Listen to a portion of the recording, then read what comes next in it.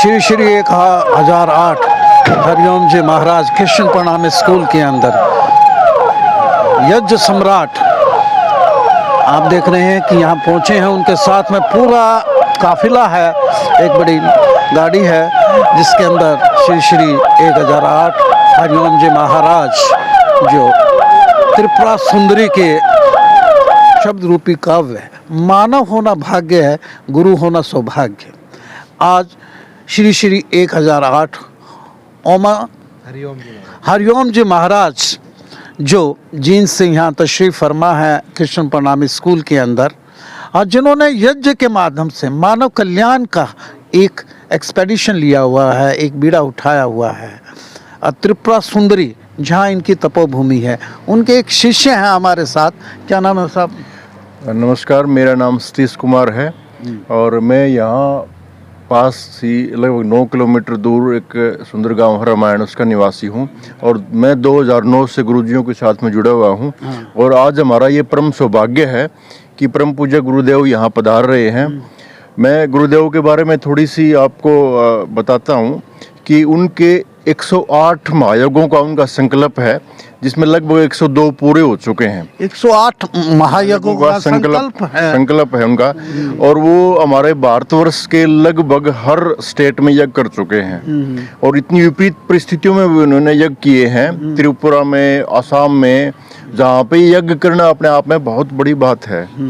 और विषम परिस्थितियों में भी, बिल्कुल विषम परिस्थितियों में, जहाँ क्रिश्चियन होते हैं, मोमडन होते हैं, अनेक विघ्न आए, यानी सनातनी परंपरा नहीं होती। बिल्कुल पर्यावरण की शुद्धि के लिए, मानव कल्याण के लिए वो ये पुनीत कार्य कर रहे हैं। श्री श्री 1008 हरिओम जी महाराज यज्ञ सम्राट की उपाधि जिन्हें मिली हुई है, यहाँ कृष्ण प्रणामी स्कूल के अंदर अभी पहुँचे हैं। आइए उनसे एक यानी कि बातचीत भी करेंगे और यज्ञ का महत्व क्या है और पूरे मानव कल्याण के लिए, विश्व कल्याण के लिए उन्होंने बताया कि जैसे जगह जगह जाकर पूरे यज्ञ किया है। मेरे साथ हैं राजपाल जी। आज कौन आ रहे हैं? आज श्री श्री 1008 स्वामी हरिओम महाराज जी आ रहे हैं, जो एक यज्ञ सम्राट के नाम से जाने जाते हैं। रहते गुफाओं में हैं, लेकिन इन्होंने एक मेन उद्देश्य बनाया है कि मैं पूरे हिंदुस्तान में यज्ञ की महिमा का बखान करूं, लोगों को यज्ञ से जोड़ूं, ताकि पूरे वातावरण में शुद्धि हो। और जहां सनातन धर्म के अंदर सबसे पहले जो प्राथमिकता दी गई है स्टार्टिंग से, जो से सृष्टि की सृजना होती है, यज्ञ के माध्यम से हुई है। ये ऐसी विभूति यहाँ आ रही है अपने कृष्ण प्रणामी स्कूल हादसे के अंदर, ये कैसे अवसर प्रदान हुआ आपको? बंसल जी, हमारा सौभाग्य है। कैसे सौभाग्य मिला? सौभाग्य ऐसे मिला कि डॉक्टर मुरलीधर जी हमारे भिवानी से, और इनका फोन आया कि यज्ञ सम्राट स्वामी जी आ रहे हैं, उनको इशार का प्रोग्राम है। तो हमने कहा, रिक्वेस्ट की, निवेदन किया कि 2 मिनट के लिए चरण हमारे स्कूल में भी रखे जाएं। श्री जी आप देख रहे हैं इनकी यानी कि अलग से छटा है, सभी नमन कर रहे हैं इनको, अरसल को सारा गुरुदेव को नमन कर रहे हैं। यज्ञ सम्राट जिन्हें कहा जाता है, श्री श्री 1008 हरिओम जी महाराज जो है पूरे भारतवर्ष में ये यज्ञ करते हैं, जगह जगह जाकर इनको सनातनी परंपरा के साथ, इनका आप देख रहे हैं सनातनी परंपरा के साथ में इनका स्वागत, अभिनंदन किया जा रहा है। महाराज श्री के नमन कर रहे हैं, सभी उनको नमन करके, सभी उनको नमन कर रहे हैं, माला पहरा के उनका स्वागत, अभिनंदन किया जा रहा है। कृष्ण प्रणामी स्कूल के अंदर उनका प्रवेश हुआ। ये देख रहे हैं महाराज श्री जी का उनका सभी उनके जितने भी अनुयायी हैं, साध संगत जितने भी हैं, साधु हैं, उनके साथ में यहाँ पहुँचे हैं। और पूरे विश्व के अंदर यानी कि शांति के लिए पूरे देश के अंदर यज्ञ करते हैं। कुरुक्षेत्र के अंदर 1000 कुंडीय यज्ञ इन्होंने पिछले दिनों किया था। महाराज श्री को प्रणाम करते हैं। जय हो। आपके लिए एक मुक्तक बोले देता हूँ। आत्मा का सौंदर्य है शब्द रूपी काव्य, मानव होना भाग्य है, गुरु होना सौभाग्य। जय महाराज जी।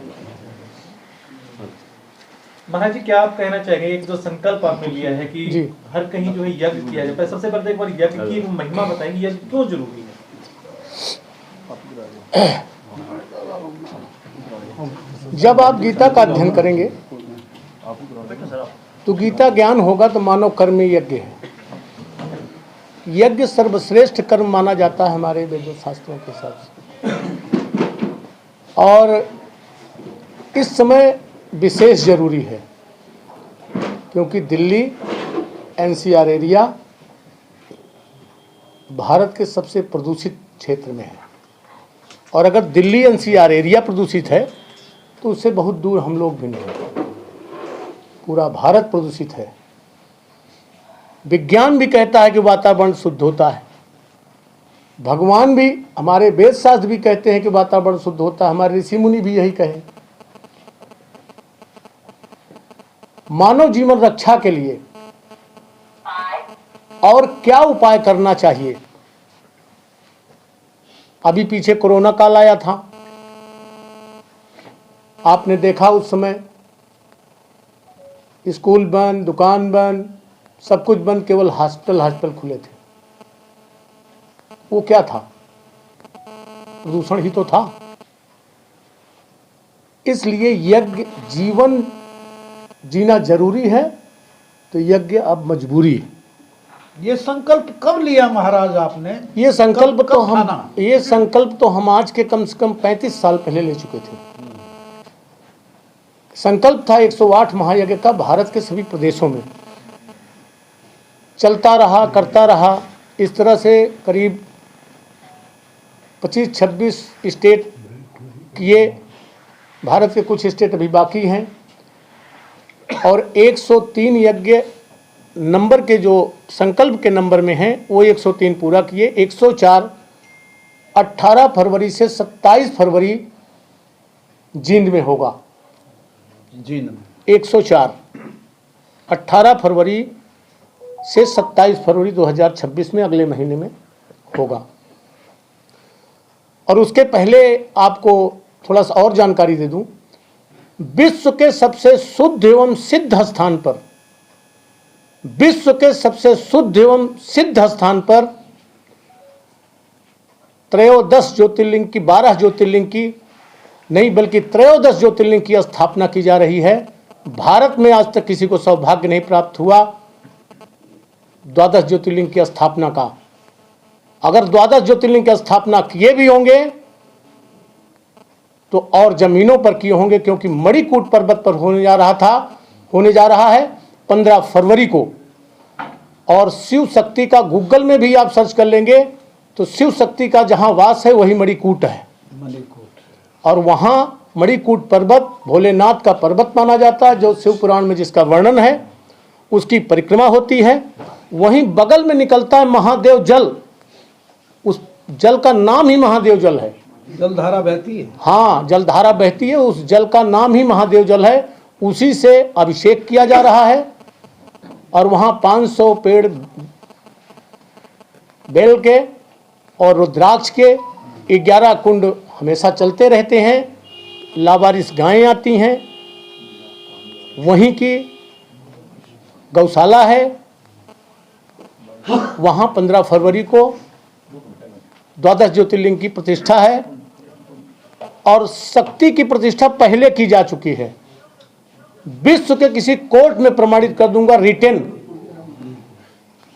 उससे अच्छा शुद्ध एवं सिद्ध स्थान भारत में नहीं है। भारत नहीं, विश्व में नहीं। महाराज श्री आपको यज्ञ सम्राट की उपाधि से यानी कि सुशोभित किया गया है, तो ये कैसे हुआ और कितना और करते जाना है आपको?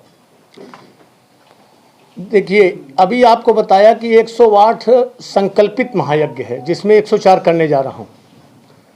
वैसे 1008 कुंड भी किया था कुछ दिन पहले अभी, लेकिन वो गिनती में नहीं है। 501 कुंड किया था, वो गिनती में नहीं है। 11 कुंड, 21 कुंड, 9 कुंड, लगभग सैकड़ों की संख्या में कर चुके, जो गिनती में नहीं है। और बाकी अगर और डेली प्रतिदिन अगर जोड़ें तो लगभग 2000 के ऊपर हैं। और ये यज्ञ सम्राट, चक्रवर्ती यज्ञ सम्राट हमको कोई लालसा नहीं थी, मैं करता गया, साधु समाज बोलता गया, लोग लिखने लगे, लोग बोलने लगे। लेकिन आज भी मैं इस पद से बहुत प्रभावित नहीं हूँ। मैं जानता हूँ कि मैं मानव हूँ, एक सन्यासी बनना चाहता हूँ और इसलिए ये कर्म कर रहा हूँ। स्वामी जी, अपना आश्रम कहाँ है जी? मेरा आश्रम अगर पूछें तो आश्रम के बारे में तो मैं आपको क्या बताऊं, अब कहाँ बताऊं। लेकिन निवास जब फुर्सत होती है तो मणिकूट पर्वत पर करता हूं। और मणिकूट पर्वत से अब आज आपने पूछ लिया, ये भी बैठे हैं। मणिकूट पर्वत से 15 जब भी इच्छा होती है मैं हिमालय चला जाता हूँ। गुफा वहाँ भी है, गुफा मणिकूट पे भी है। वैसे हिसार गोरछी में भी यहाँ मंदिर बन रहा है त्रिपुर सुंदरी का। मैं त्रिपुर सुंदरी का साधक हूँ। 10 महाविद्या में चौथी महाविद्या त्रिपुर सुंदरी है, जिसकी प्रतिष्ठा वहाँ पर है मणिकूट पर्वत पर। और यह भी कह रहा हूँ, मीडिया में कह रहा हूँ और जानता हूँ, विद्वान के सामने कह रहा हूँ कि अभी तक आप लोगों ने पत्थर में दर्शन किए होंगे देवी देवताओं के। 15 फरवरी को साक्षात शरीर में दर्शन करा दूंगा प्रमाण के साथ। महाराज श्री, आपसे बस एक अंतिम प्रश्न पूछ रहा हूँ। सदानंद महाराज जी के आशीर्वाद से काफ़ी शिक्षण संस्थाएं चल रही हैं और जिसके चेयरमैन यहाँ से के कृष्ण प्रणाम स्कूल के हमारे राजपाल यादव जी यहाँ क्या संदेश देना चाहते हैं और पूरे हाँसी वासियों को?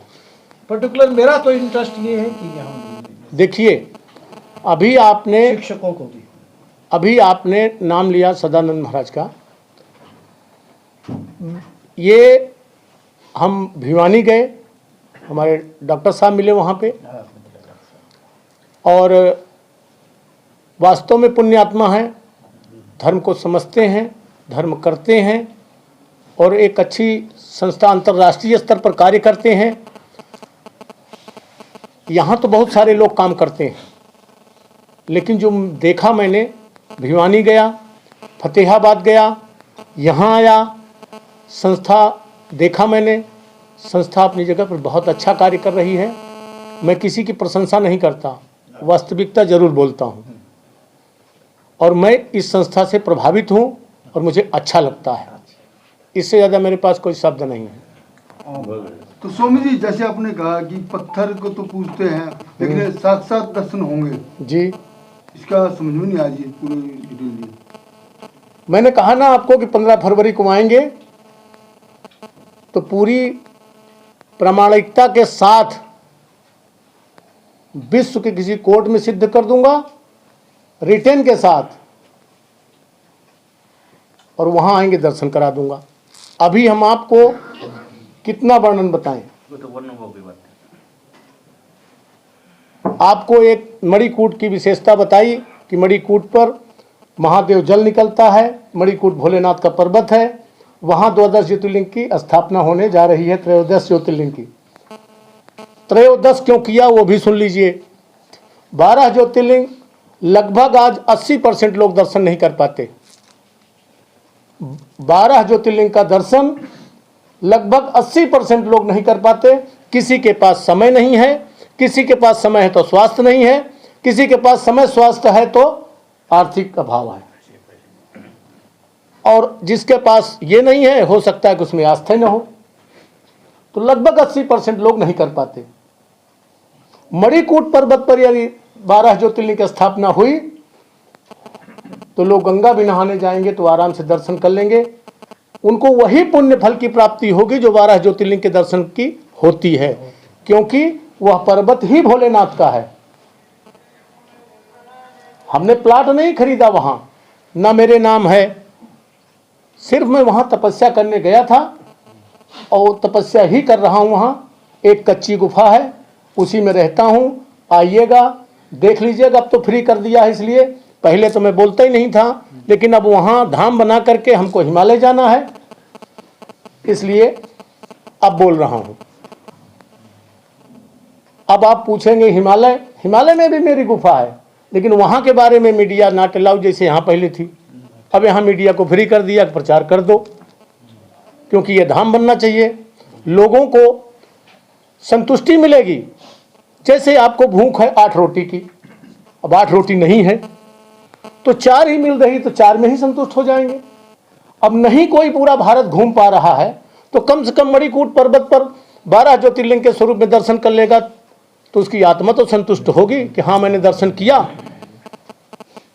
और 13 ज्योतिर्लिंग स्थापना है, 12 ज्योतिर्लिंग की स्थापना तो है। आपने सुना नहीं होगा कि 13वां ज्योतिर्लिंग। 13वां ज्योतिर्लिंग क्यों? 13वां ज्योतिर्लिंग इसलिए, मैं प्रधानमंत्री का प्रचारक हूं और आज से नहीं हूं, प्रधानमंत्री बनने के बाद मैं 2006 से प्रचारक हूं, जबकि दूर दूर तक कोई पता नहीं था। और ना ही मैं उनका व्यक्तिगत प्रचार करता हूं, उनके व्यक्तित्व का प्रचार करता हूं। और इसलिए करता हूं कि इसी तरह आने वाली पीढ़ी राजनीति करे प्रेरणा लेकर के, जिससे समाज का कल्याण हो।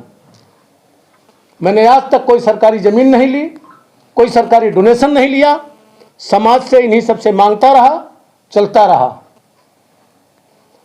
गोधरा कांड के बाद, अब वो जैसा भी हुआ हो उसके विषय में मैं नहीं जानना चाहता कैसा हुआ, लेकिन गोधरा कांड के बाद इनका एक नाम गुजरेश्वर रखा गया। वो अच्छे अच्छे नेताओं को नहीं पता है, उसका कारण था अभी राम मंदिर जब प्रतिष्ठा करने गए थे, उसके बाद जब वो झंडा फहराने गए थे या कुछ कार्यक्रम था वहाँ, तो हाथ कांपा था प्रणाम करते समय, तो लोगों ने उसको देखा। लेकिन जब शरीर कांपा था तो किसी ने नहीं देखा था, इसलिए उनका नाम गुजरेश्वर रखा गया। 13वां ज्योतिर्लिंग मानव सेवा के कल्याण और राष्ट्र सेवा को समर्पित, राष्ट्र को समर्पित 13वां ज्योतिर्लिंग स्थापित होगा, गुजरेश्वर महादेव। स्वामी जी, देखा गया अधिकतर समय आपका गुफाओं में तपस्या में लगा देते हो जी, अधिकतर समय आप बताते हो। समाज के कल्याण के लिए यज्ञ करता हूं और साधना के लिए जंगल जाता हूं। विषम परिस्थितियों में जहां सनातनी परंपरा का ज्यादा नहीं है प्रचार और प्रसार है जी, वहां जाते हैं क्या? असम में हुआ जा बिल्कुल जाता हूं। क्रिश्चियनिटी ज्यादा है जहां, बिल्कुल जाता हूं। मुस्लिम बहुल्य भी है। त्रिपुरा पीठाधीश्वर इसलिए मुझको बनाया गया क्योंकि त्रिपुरा में सीपीएम गवर्नमेंट थी, हमको हवन करने से मना कर दिया गया था। हवन करने से मंदिर पर मना कर दिया गया था, जबकि 100 रुपए की पर्ची कटती थी। 100 रुपए की पर्ची कटाओ, कहीं भी कुंड ले लो, जाके हवन करके जमा कर दो। लेकिन हमको मना कर दिया गया।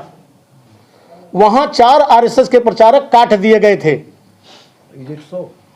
और कई बाबा गोलियों से छलनी कर दिए गए थे। बाबाओं ने भगवा पहनना बंद कर दिया, सफेद पहनना स्वीकार कर लिया। मैं वहां गया, उन्होंने मुझे मना किया, तो मैंने पूछा उनसे कि क्यों मना कर रहे हैं? बोला क्योंकि आप भगवा में हैं और आप आरएसएस के प्रचारक हैं कि मोदी के प्रचारक हैं, जबकि ऐसा कुछ नहीं था वहां पे। लेकिन वो सन्यासी देखने के बाद सीपीएम गवर्नमेंट तुरंत खड़ी हो जाती थी। तो फिर मैंने हट करके वहां यज्ञ किया, वहां हट करके यज्ञ किया। और उसी यज्ञ में अभी आपके पूर्व प्रभारी आए थे यहाँ, विप्लव देव, उसी यज्ञ में आए थे। तब वो पता नहीं क्या अध्यक्ष थे या कुछ थे। उसके बाद परिवर्तन हुआ, परिवर्तन होने के बाद वो सीएम बने। उनसे हमने मूर्ति लिया, मूर्ति लेकर के जंगल में प्रतिष्ठित किया। और जिस दिन मूर्ति मुझको मिली है, कुरुक्षेत्र में 2021-25 अक्टूबर को त्रिपुरा पीठाधीश्वर घोषित किया गया है। रात में मंदिर फट गया है, सुबह मंदिर फटा पाया गया। बहुत बहुत शुक्रिया। ये पहला प्रमाण है, और जब वहां आप आएंगे तो और कई प्रमाण आपको दे देंगे। ओम नमो महाराज। Your skin needs some love and care, and you can give it with Encyclo Scar Gul Cream. Market में आर्टिफिशियल केमिकल वाली स्कार क्रीम से मिलती है, जो थोड़े टाइम के लिए अच्छा रिजल्ट तो देती है, बट लॉन्ग टर्म के लिए it's not good for your skin. इसीलिए मैं यूज करती हूँ Encyclo Scar Gul Cream. It is a triple action formula which helps to reduce scars, restore glow, and even tone skin. And the best part, it is completely Ayurvedic, made with natural ingredients. So no chemicals and no side effects. And say no to scars and yes to Encyclo Scar Gul Cream.